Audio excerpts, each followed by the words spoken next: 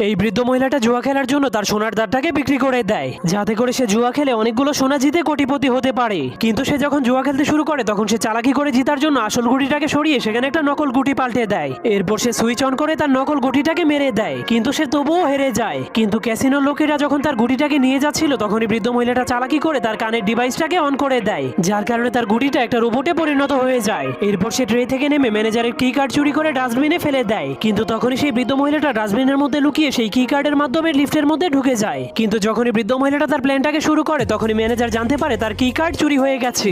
এজন্য সে জলদি করে চোরকে ধরার জন্য অ্যালার্ম বাজিয়ে দেয়। কিন্তু বৃদ্ধ মহিলাটা কোনো ভয় না পেয়ে তার পকেট থেকে লেজার পয়েন্টার বের করে লিফটের ছাদটাকে কেটে ফেলে। এরপর সে সেখান দিয়ে লুকিয়ে লুকিয়ে সোনা চুরি করার জন্য সোনার সিন্ধুকের কাছে পৌঁছে যায়। কিন্তু সে প্রথমে তার রোবটটাকে সিন্ধুক খোলার জন্য লেজারের ভিতর দিয়ে পাঠিয়ে দেয়। তখন তার রোবট সব লেজারগুলোকে অতিক্রম করে সিন্ধুকটাকে খুলে ফেলে। এরপর বৃদ্ধ মহিলাটাও তার গ্লাভস পরে লেজার ট্র্যাপের মধ্যে লাফ মেরে দেয়। তার গ্লাভসটা এতটাই মজবুত